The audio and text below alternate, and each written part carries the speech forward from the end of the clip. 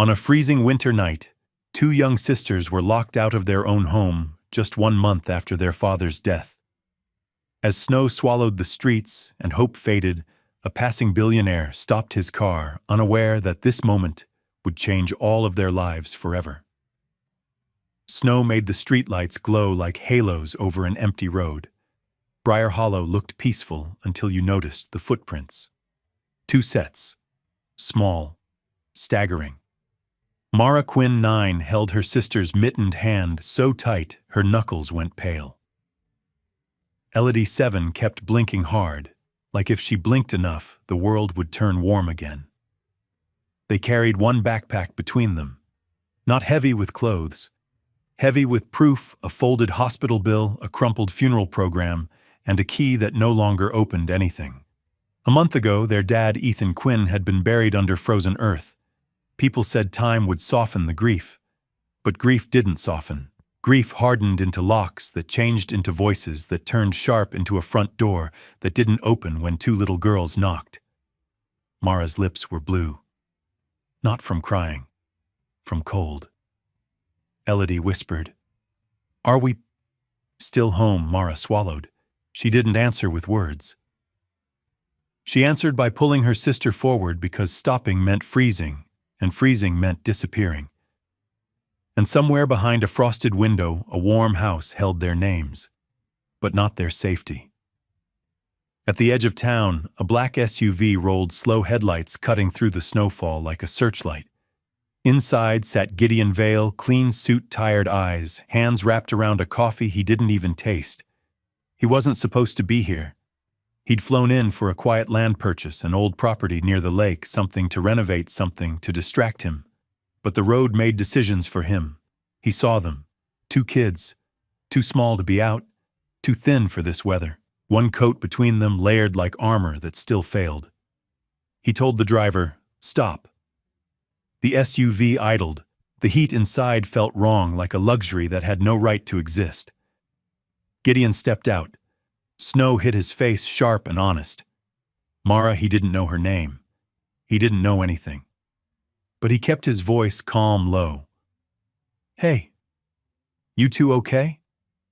Mara lifted her chin. The way she did it, too old, too practiced, hit him harder than the cold. "We're fine," she lied.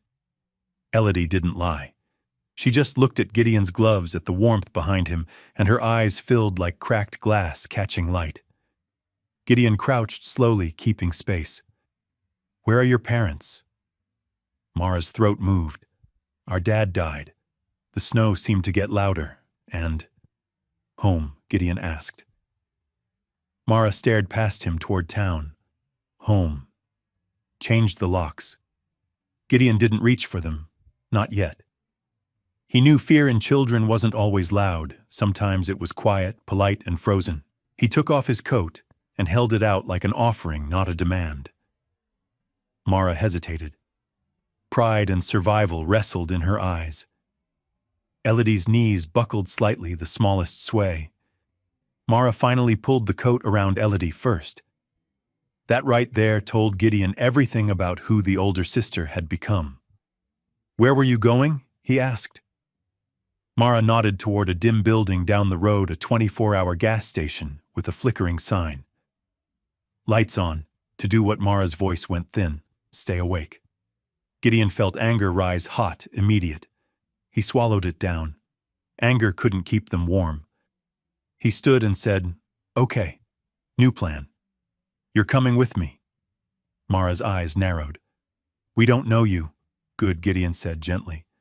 "Don't trust strangers. That's smart." He pulled his wallet out, not to flash money, just to show an ID, a business card, a number. "My name is Gideon Vale. I'm going to call someone right now, someone who protects kids. You can listen to the call. You can say no to anything you want." Mara watched him like a hawk. Elodie whispered, "Mara, I'm tired." That whisper was the tipping point. Mara nodded once. Not surrender. A decision.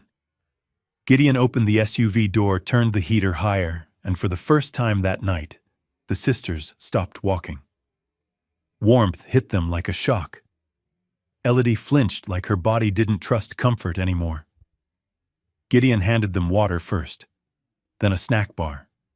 No questions while they chewed. No pressure while their hands stopped shaking. He called Rosa Medina a child advocate he'd funded for years, but rarely met face to face. "Rosa," he said, voice tight. "I found 2 girls on County Road 6. They say they were locked out." Rosa's tone changed instantly, professional, urgent. "Are they safe right now?" "They're in my car. Heated. Fed. Coats. Good. Do not take them to the home. Bring them to the station or the hospital for documentation. I'm meeting you." Mara listened to every word, shoulders tense. Gideon turned the phone slightly so Mara could see Rosa's name. "You can talk to her." Mara spoke like she'd rehearsed bravery. "Are you police?" Rosa answered softly through the speaker. "No, honey. I'm someone who makes sure kids don't get ignored. I'm coming to you." Elodie leaned against the seat, eyelids heavy.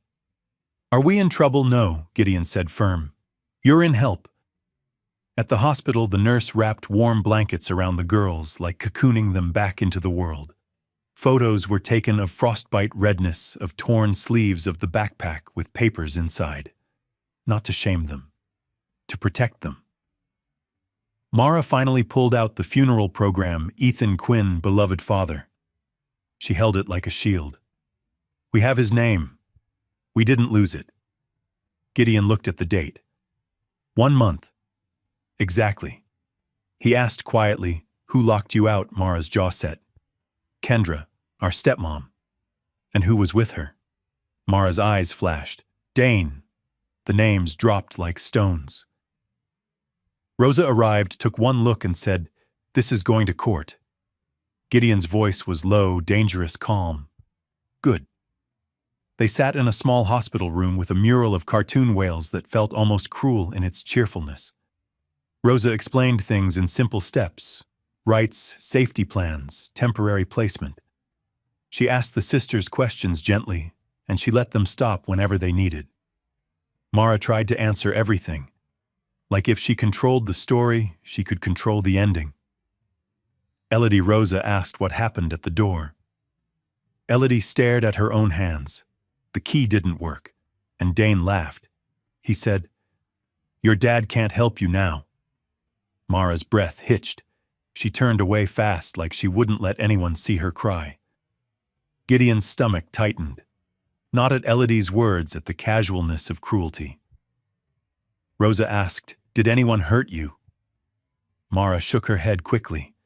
"No, they just pushed our stuff outside and told us to go."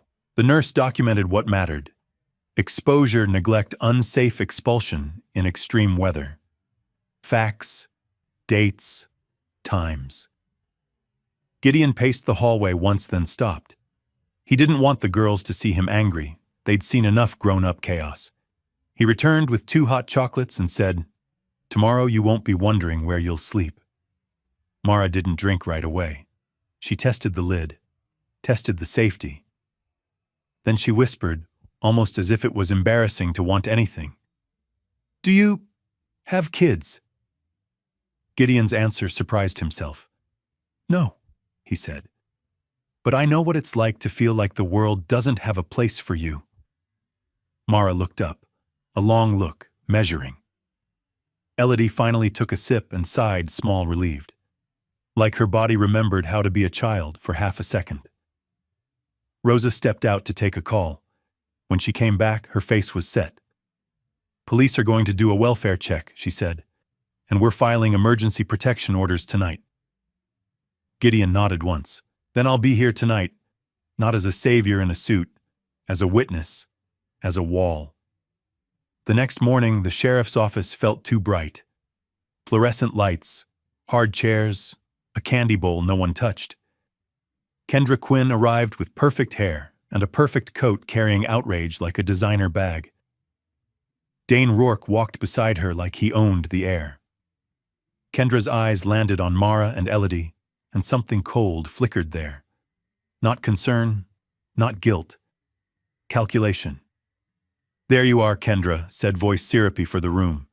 You scared me to death. Mara's body stiffened. Elodie scooted closer to Gideon without realizing it. Rosa stepped forward. Ma'am, you're here for questioning? Please keep distance? Kendra scoffed. They're my stepchildren. I have every right. The sheriff cut in. Not right now, you don't. Dane laughed under his breath. Kids run off. Happens. Gideon's voice stayed calm. Not in a blizzard.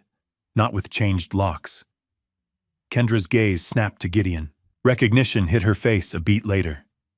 Gideon Vale. Money. Power. Her tone softened artificially.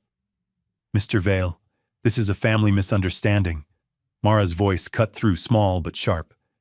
You threw out Dad's picture. Silence. Kendra's smile cracked. Mara, don't make drama. Rosa leaned down to Mara. Do you want to speak to them? Mara shook her head hard.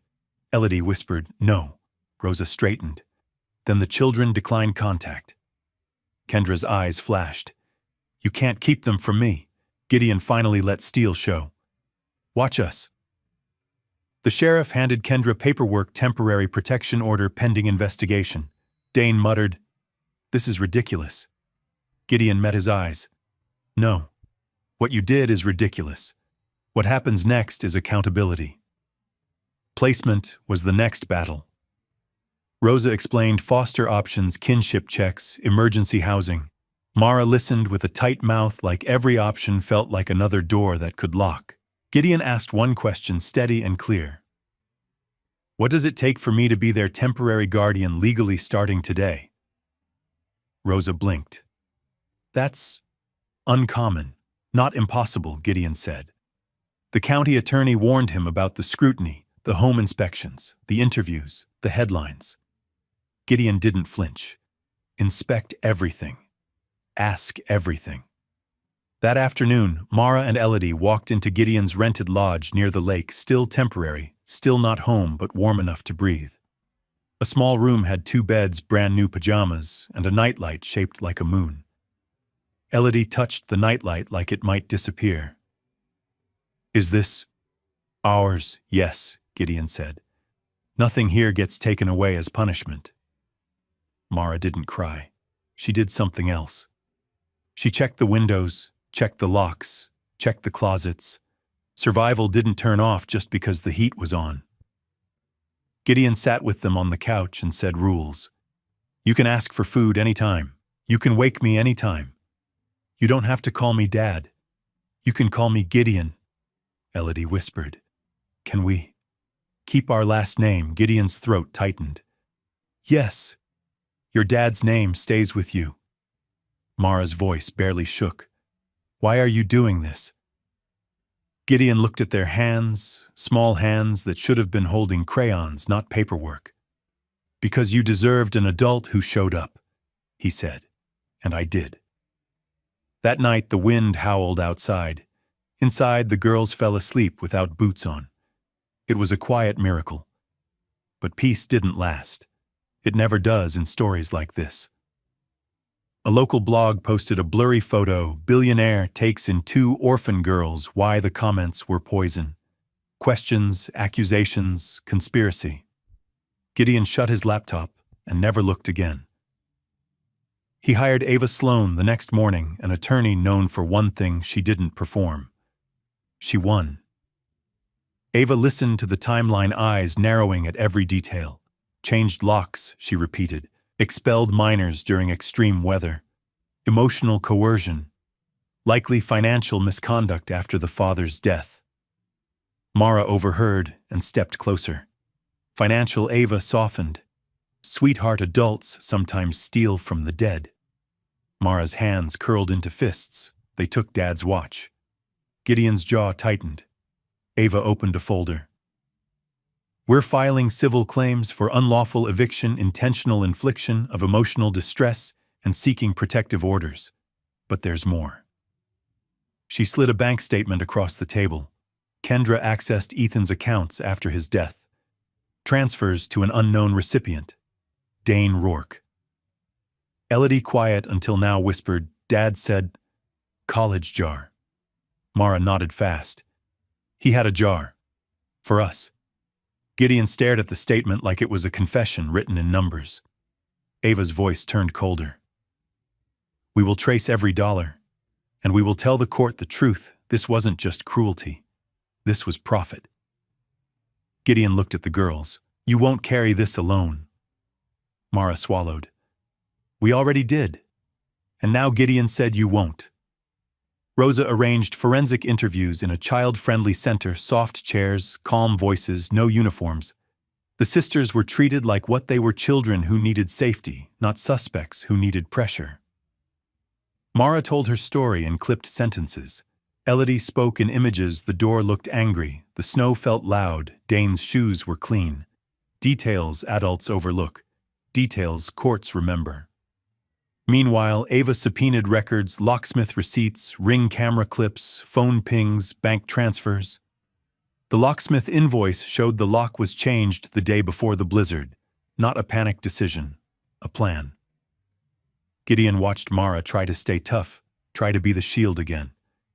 So he gave her something else to hold. A small notebook. On the cover, Mara's safe thoughts. If your brain gets loud at night, Gideon said, write it here, or draw, or scribble. No one reads it but you. Mara stared at it like it was illegal to be cared for. Elodie found a bowl of fruit on the counter and froze. Do we? Ask. Gideon gently pushed the bowl closer. In this house, you don't audition for food. Elodie took an apple with both hands, like it was sacred. That night, Mara finally asked, barely audible, if they take us back. Gideon didn't let the sentence finish.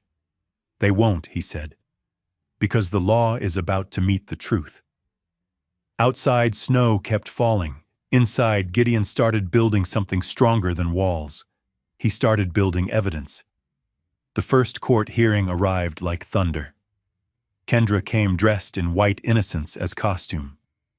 Dane wore a smug grin like consequences were for other people. Mara's knees shook, so Gideon didn't tell her to be brave. He gave her a tool. Breathe with me, he said. In. 2, 3. Out. 2, 3. Elodie held a small, stuffed fox Rosa had given her. She pressed it to her chest like armor. Ava presented the timeline: death of Ethan Quinn, 1 month of adjustment, then the lock change, then the expulsion in a blizzard. Kendra's attorney argued miscommunication, claimed the girls ran away. Ava played the ring camera clip. Kendra's voice sharp, go, now. Dane's laugh, the door shutting, the deadbolt turning. The judge's face didn't change until Elodie whispered to Gideon, trembling, that's the sound. That whisper grounded Gideon like gravity. Ava submitted the locksmith invoice. Date, time, signature. Then she submitted the bank transfers. The judge finally spoke. Mrs. Quinn, you changed locks before a severe weather warning and expelled 2 minors. Kendra's smile wobbled. I was overwhelmed. The judge's voice turned iron. Your overwhelm does not excuse endangerment. Temporary orders were issued, no contact, ongoing investigation, continued, safe placement. Mara's breath left her like she'd been holding it for a month. Outside the courtroom, Kendra hissed, this isn't over. Gideon looked at her, calm as a closed door. Yes, he said. It is. You just don't know it yet.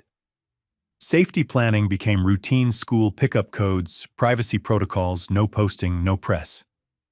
Gideon enrolled the girls in a small private school near the lake, but he didn't try to upgrade their lives like a makeover montage. He focused on what mattered: predictability, breakfast at the same time, bedtime with the same nightlight, a coat hook with their names. Mara stopped hoarding napkins in her pockets, slowly, over weeks. Elodie started humming again, tiny songs she didn't realize she remembered. Then the threat came. A letter arrived at Gideon's office, anonymous, typed malicious, accused him of buying kids. Gideon didn't show the girls. He showed Ava. Ava's eyes went cold. We'll add harassment, and we'll request sanctions if the court finds they're behind it. Gideon asked, can Kendra weaponize the media? She'll try, Ava said. but truth has weight. Rosa visited with a therapist who specialized in grief and sudden displacement. The therapist asked Mara, "What do you miss about your dad?" Mara's lip trembled. She fought it, lost. "He smelled like sawdust," she cried. "And he always came home." Elodie whispered, "He called us his 2 stars." Gideon sat quietly, letting their grief have room. Later that night, Gideon placed 2 small star stickers above their beds.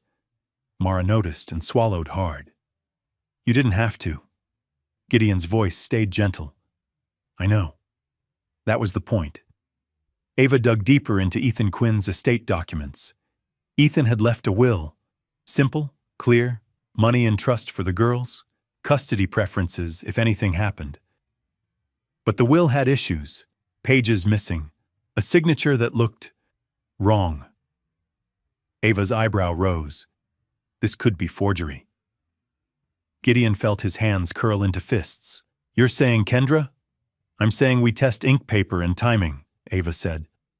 "We let experts speak. They hired a forensic document examiner. The report came back with careful wording, but it was devastating. Signature likely traced. Page substitution probable. Date inconsistency detected." In other words, someone tried to rewrite Ethan's last wish. Mara overheard, and her face went white. "Dad wrote it. I believe you," Gideon said immediately. Elodie asked the question that broke everyone a little. "Why would she do that?" Ava answered with the ugly truth simplified to take what wasn't hers. Rosa filed additional protective motions. The judge ordered Kendra and Dane to surrender devices for discovery texts, emails, payment trails. Kendra's lawyer objected loudly. The judge overruled quietly. That's how power changes hands in a courtroom, not with shouting, but with rulings. That night, Gideon found Mara sitting on the stairs, notebook in her lap. "What did you write?" he asked. Mara hesitated. Then she held it out just enough to see one sentence, "I want Dad's truth back." Gideon sat beside her. "You're going to get it," he said, "and I'm going to help you carry it." Discovery cracked the case open. Texts between Kendra and Dane surfaced, cold planning disguised as jokes. Ava didn't read them to the girls. She didn't need to. She summarized what mattered: timeline, intent, motive. Kendra had been seeing Dane before Ethan died. Not illegal. Not the point. The point was what came after: talk of money, insurance, the trust, getting rid of the baggage. Baggage. 2 children. Ava's voice sharpened. "We're requesting punitive damages." Gideon asked the judge for permission to begin formal adoption proceedings contingent on the outcome of the case and best interest evaluations. Rosa supported it carefully, professionally. Home visits, interviews, school reports. The evaluator asked Mara, "How do you feel with Gideon?" Mara's answer was quiet, honest. "I sleep." Elodie said, "He makes soup when I'm sad." Gideon didn't try to look perfect. He didn't pretend he had all answers. He just showed up to every meeting, every pickup, every night. Then Briar Hollow started to shift. Neighbors who'd looked away began bringing casseroles to Rosa's office, leaving anonymous notes. "We saw the girls outside. We didn't know what to do. We're sorry. Guilt doesn't fix things, but sometimes it fuels justice." A former friend of Ethan's came forward trembling and told Ava Ethan said if anything happened, the girls were never to be left alone with Kendra. That statement entered the record like a weight. Kendra's mask started slipping in public. Dane's smirk started fading, because evidence doesn't care about charm. And winter eventually always melts, revealing what was buried underneath. The second hearing was brutal, not in violence, but in exposure. Kendra testified first. Her voice shook at the right moments. She cried at the right words. Then Ava began cross-examination. Mrs. Quinn, Ava said, "Why did you purchase new locks the day before the storm?" Kendra, safety. Ava, safety, from whom Kendra glanced at Dane. I was scared." Ava held up the invoice. "You were scared, so you locked out 2 children during a blizzard." Kendra snapped. They were dramatic. Ava's voice cut like glass. Dramatic. At ages 7 and 9. The judge leaned forward. Then Dane testified. He tried humor, tried shrugging. Ava played the Ring camera audio again. Dane's laugh filled the courtroom. The judge's face tightened. "Mr. Rourke, is that you?" Dane swallowed. "Yeah," Ava asked. "Do you regret it?" Dane smirked, reflex. They were fine.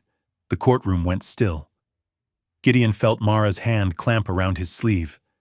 Not fear. Rage. Elodie whispered. "Liar." The judge ordered a recess. Outside, Mara finally broke tears, hot, furious. He said we were fine. We were freezing. Gideon crouched, met her eyes. "You don't have to be calm for people who weren't kind." Rosa handed Mara tissues. "Your feelings are allowed." When they returned, the judge issued stronger restrictions and scheduled trial. The system was slow, but it was moving. And for the first time, Mara started to believe the world could choose them. Not later. Now. Trial prep turned the lodge into a command center, binders, calendars, timelines. But Gideon refused to let the girls become the case. So they did normal things too. Elodie joined an art club. She drew 2 stars above a house with smoke curling from the chimney. Mara joined a debate group quietly at first, then with sudden fire. One afternoon, Mara stood in the kitchen and said, "If the judge asks me, I want to speak." Rosa nodded. "You can if it's safe and not re-traumatizing. You stay in control." Ava coached her gently, "Tell facts, not feelings, because facts win in court, and feelings are for healing." Mara practiced, "We knocked." The key didn't work. Kendra didn't open. Dane laughed. We walked. Each sentence was a brick. Together they built a wall no lies could climb. Kendra tried a new tactic. She filed a motion claiming Gideon was influencing the girls. Alva responded with school attendance records, therapy notes, and Rosa's professional statements. The evaluator wrote stable placement, improved sleep, reduced anxiety, strong protective adult. In short, Gideon wasn't influencing them. He was protecting them. That night, Elodie asked Gideon if Dad could see. Would he be mad? Gideon swallowed. "I think your dad would be proud you kept each other alive," Mara whispered. "We shouldn't have had to." "No," Gideon said. "You shouldn't have." Then he added quieter, "But you did. And that strength is yours forever." The courthouse felt colder than the snow outside. Not because of the marble floors or the high ceilings, but because truth, when it finally stands up, drains all the warmth from lies. Mara Quinn sat on the wooden bench, her feet dangling just above the floor. She wore a navy sweater Gideon had bought her, nothing fancy, just warm.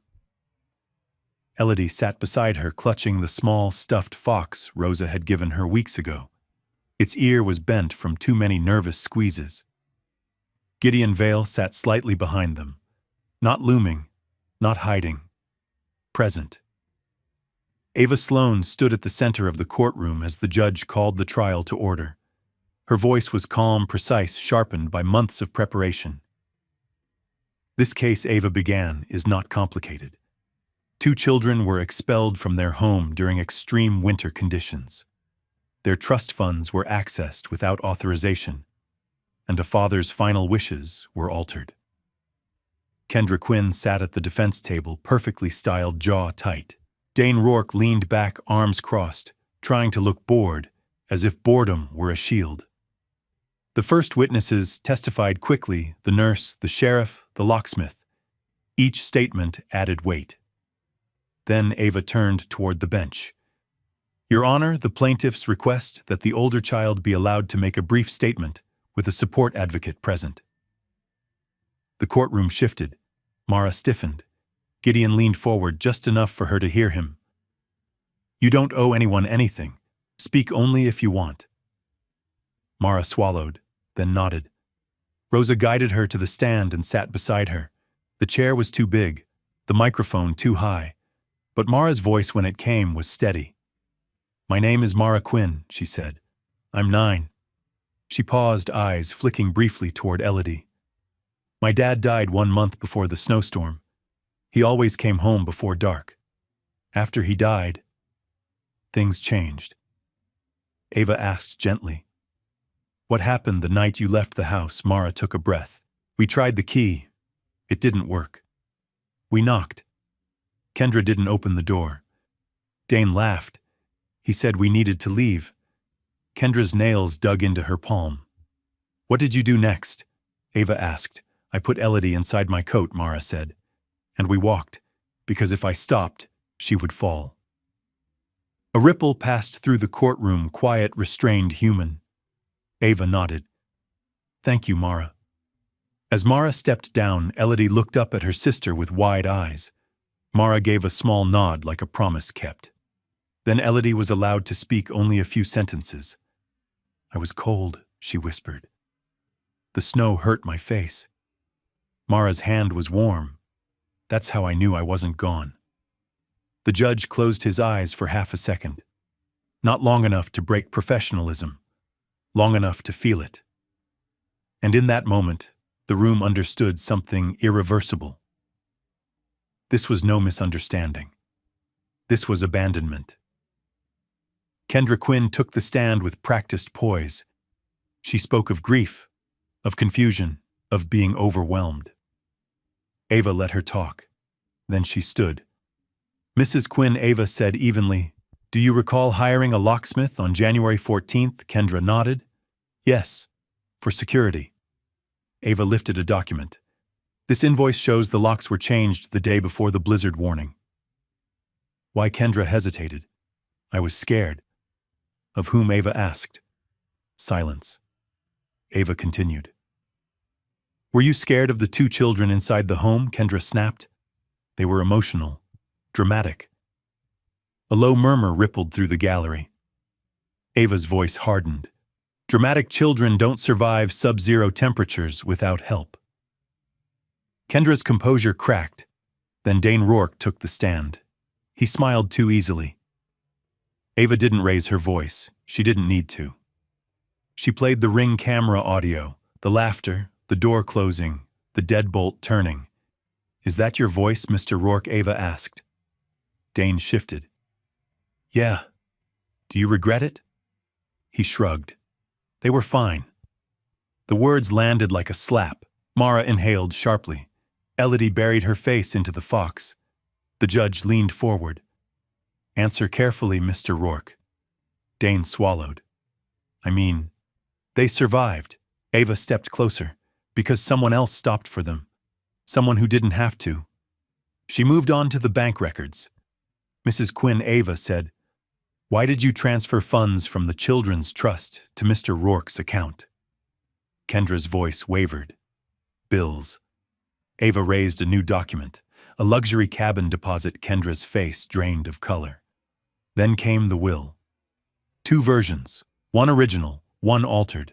The forensic expert testified calmly, high probability of signature tracing, page substitution detected. Kendra stood abruptly. That's not true. The judge's gavel struck once. Sit down. For the first time, Kendra looked small, not powerless, exposed. Alva ended simply. This court is not being asked to imagine cruelty. It is being shown it. Gideon looked at Mara. She wasn't shaking anymore. She was watching. The courtroom reconvened the next morning. Snow fell gently outside as if the storm itself had learned restraint. The judge read the ruling slowly, carefully. Findings of unlawful eviction, child endangerment, financial misconduct, civil liability, protective orders extended, restitution ordered, trust funds secured. Each sentence felt like a door closing firmly finally. Mara's hands trembled not from fear, but from release. Elodie whispered, It's over. Rosa smiled softly. The hard part is, Kendra stared straight ahead, face rigid. Dane avoided everyone's eyes. No apologies came. They weren't needed. Outside the courthouse, breath turned to steam in the cold air. Gideon knelt in front of the girls, his voice steady. I'm proud of you, Mara frowned. For what? For telling the truth, he said, even when it was heavy. Elodie tugged his sleeve. Are we safe now? Gideon nodded. Yes. Then he paused. There's something I want to ask you, but only if you're ready. Mara's instincts flared. Ask. Gideon took a breath. I want to adopt you, both of you, legally, permanently. Silence stretched. Mara's eyes filled, but she didn't cry. We don't stop being Dad's kids, right? No, Gideon said immediately. You always will be. Elodie looked up. Even if we have two dads in our hearts, Gideon's throat tightened. Especially then. Mara nodded, once decisive, brave. Okay.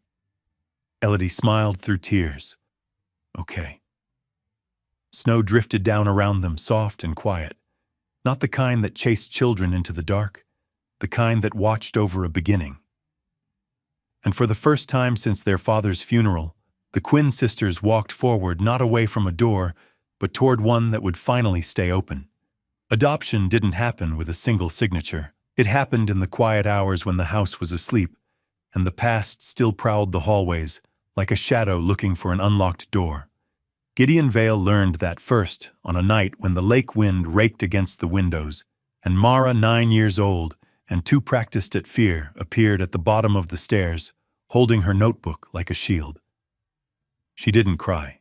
She didn't ask for comfort. She asked for control. Are we going back? She whispered. Gideon set down his mug. The warmth of it didn't matter anymore. No, he said, slow and certain. Not back there. Not to them. Mara's shoulders loosened only a fraction. People say things, then they change. Gideon nodded once, accepting the truth in her sentence like a confession of childhood theft. That's why we're doing this the right way. The legal way. The permanent way. The next morning, the lodge became a strange kind of battlefield, not with shouting or violence, but with binders, calendars, background checks, and deadlines. Rosa Medina arrived with a folder thick enough to look like a brick. Home study, she said. Interviews, financial disclosures, safety plan, school enrollment verification, medical records, therapy assessments, and the most important part, consent and best interest. Elodie 7 peeked around the corner with her stuffed fox. She didn't come fully into the room, like she was still deciding whether this best interest thing could be trusted. Gideon crouched to her level. We're just doing paperwork, he said gently. Boring adult stuff. Elodie blinked. Paperwork can take you away. The sentence landed heavy. Gideon felt a sharp ache in his chest, but he kept his voice calm. Not this paperwork, he promised. This paperwork keeps you here.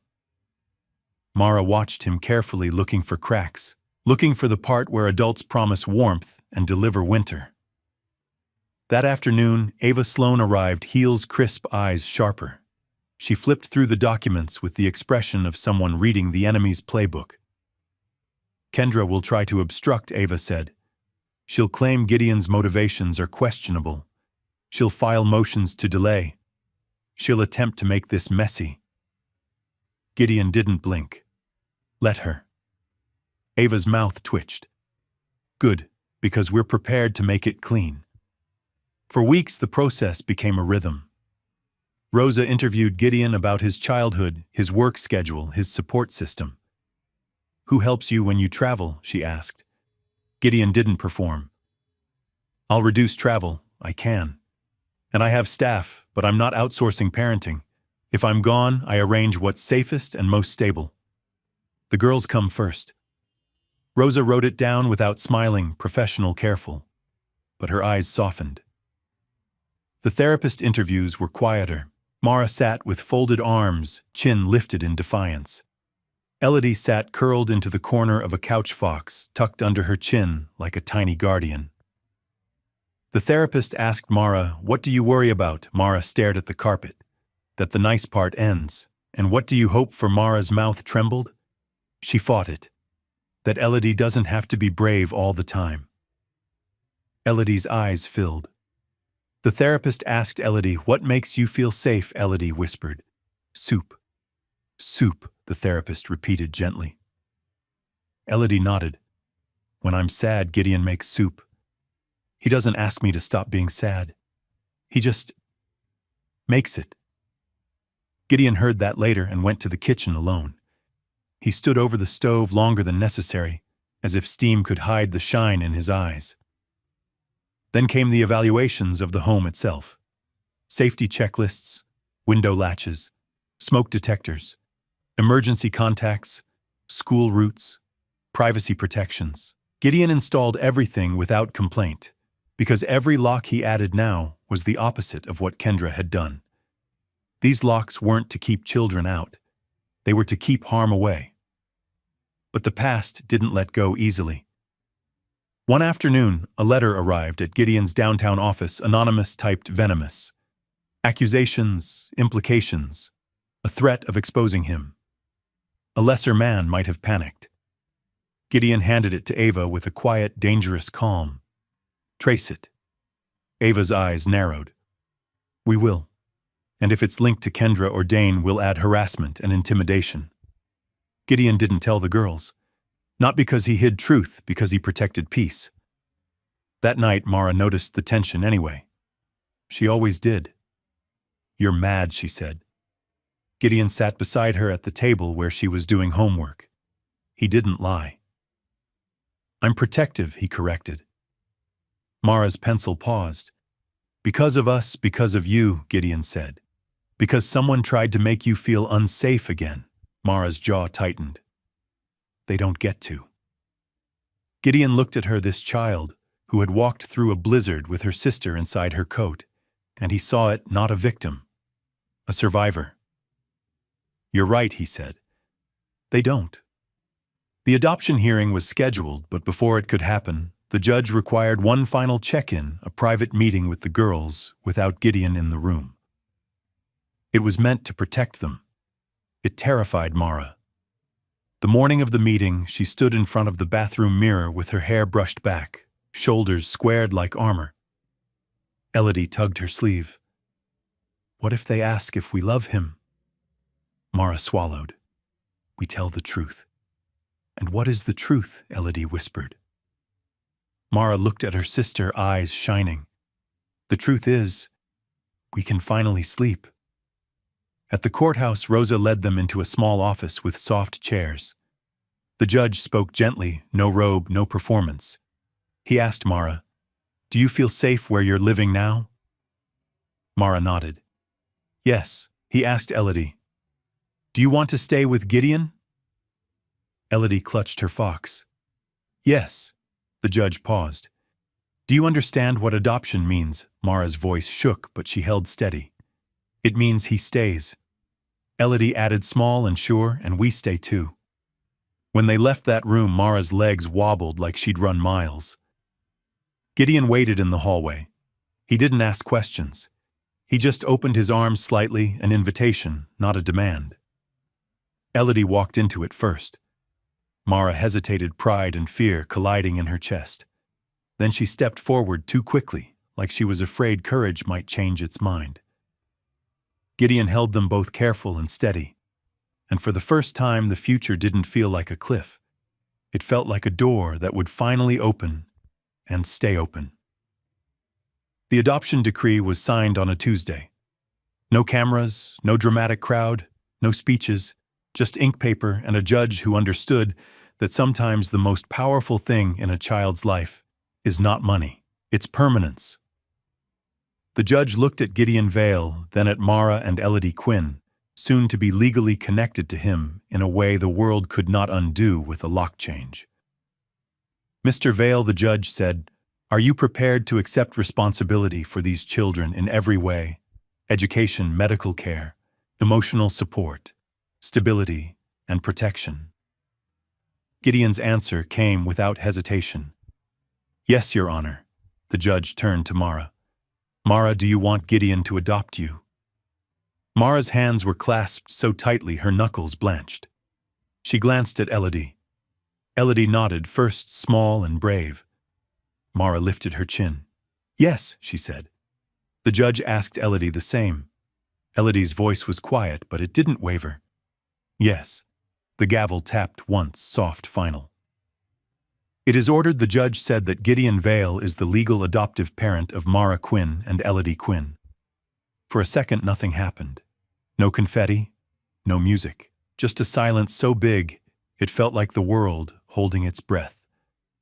Then Elodie exhaled an invisible weight leaving her body, and she smiled like she'd forgotten how. Mara didn't cry. She did something else. She reached for Gideon's hand and held it like proof. Outside the courthouse, snow fell lightly. Not the violent kind, the gentle kind that softened edges. Rosa hugged them, careful and warm. Ava nodded once, satisfaction flickering behind her professional mask.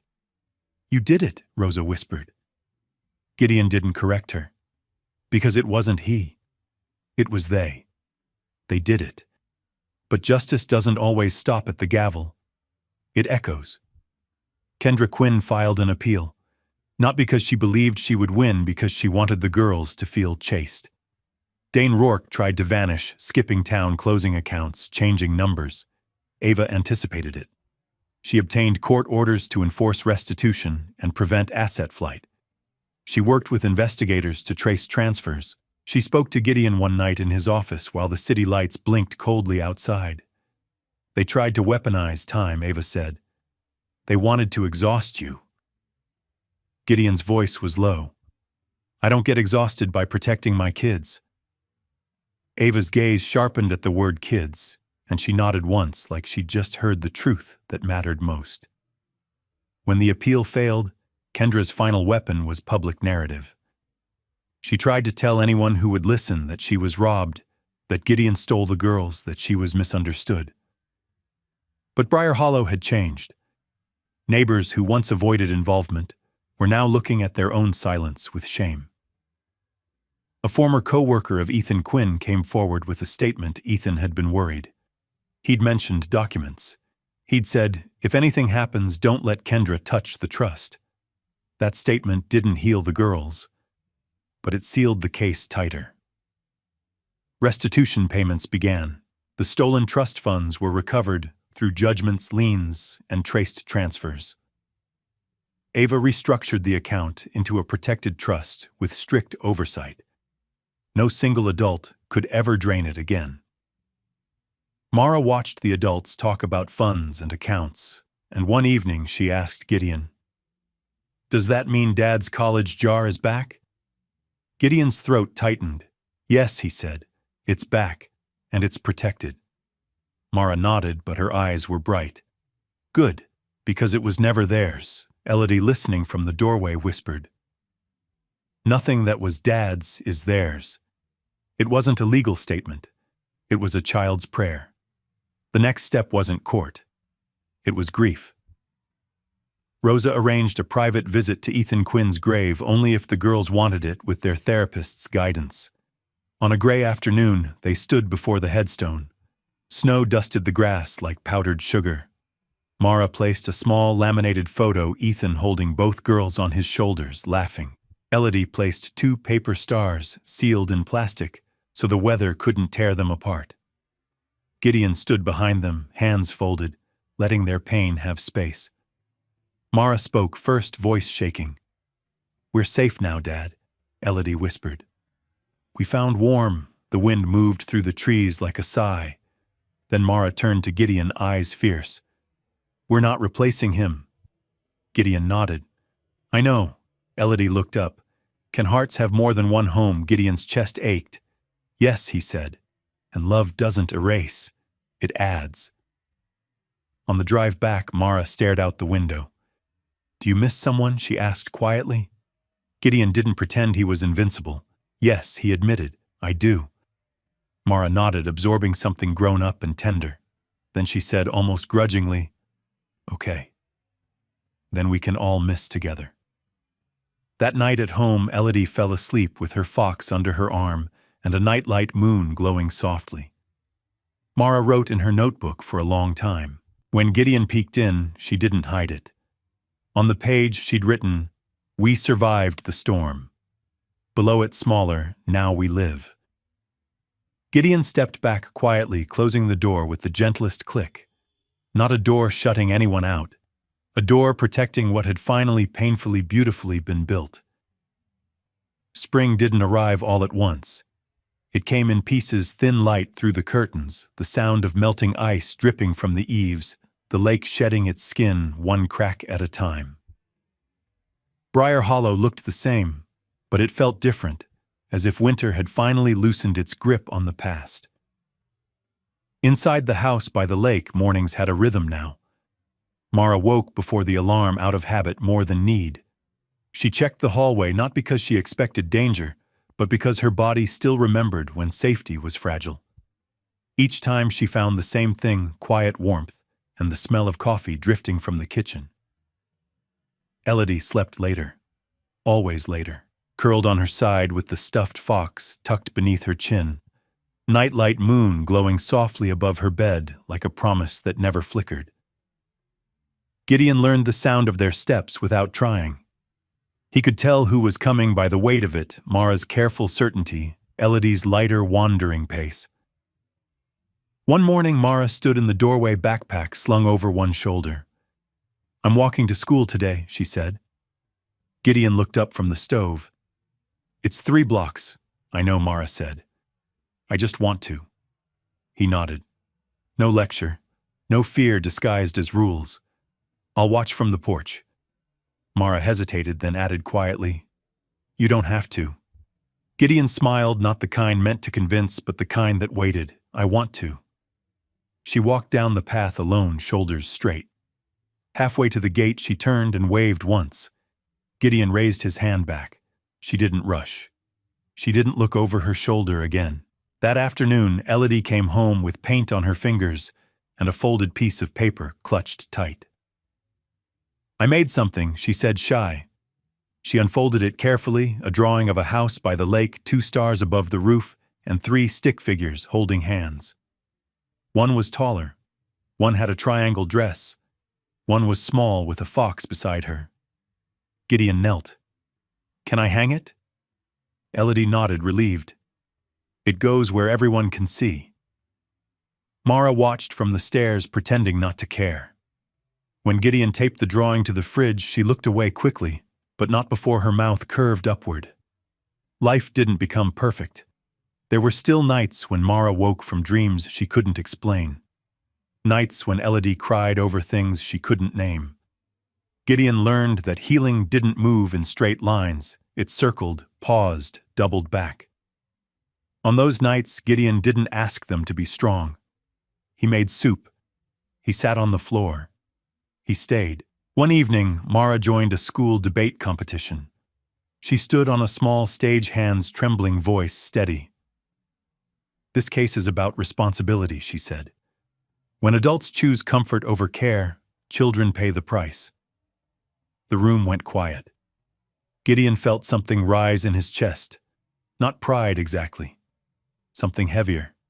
Something earned. Afterward, Mara walked up to him, eyes bright. "I didn't freeze." He nodded. "You never did." Elodie started sleeping without the nightlight some nights. Other nights, she turned it on anyway. Both were okay. Near the end of the school year, they returned to the courthouse, not for a case, but for a quiet administrative moment. Names were updated. Records sealed. Protections finalized. As they left, Elodie tugged Gideon's sleeve. "This building doesn't scare me anymore." Mara nodded. "It's just a building." Outside, the air smelled like wet grass and sun. They drove to the lake instead of home. Gideon parked near the water. The ice was gone now, the surface calm and wide. Mara stood with her hands in her pockets. "We almost didn't make it," she said suddenly. Gideon didn't pretend otherwise. "I know." Elodie kicked a pebble into the water, watching the ripples spread. "But we did." "Yes," Gideon said softly. "You did." Mara turned to him, eyes serious. "We're not broken, right?" Gideon met her gaze without flinching. "No. You were hurt. There's a difference." She thought about that, then nodded once. As the sun dipped lower, they headed home. At the front door, Gideon paused. He pulled a small metal plaque from his pocket and knelt to screw it into the frame just below the handle. Mara read it aloud. "This door stays open. For us," Elodie asked. "For you," Gideon said. "Always." That night, after homework and soup and quiet laughter, the house settled into sleep. The wind moved through the trees, gentle now. The lock on the door clicked, not to shut anyone out, but to keep what mattered safe. Mara drifted off without checking the hallway. Elodie slept with her fox at her side, breathing slow and even. Gideon stood in the doorway for a moment, watching them, feeling the weight of everything that had led here. The storm, the cold, the lies, the courtrooms, the paperwork, the waiting, and the choice. He turned off the light and closed the door softly behind him. Not because the night was dangerous, but because the house finally was home. Did this story move you? Share your thoughts in the comments and rate this story from 1 to 10. Don't forget to like, share, subscribe to the channel, and click the bell icon so you don't miss other heartwarming stories. Click on the last screen to see the next emotional chapter waiting for you. See you in the next story.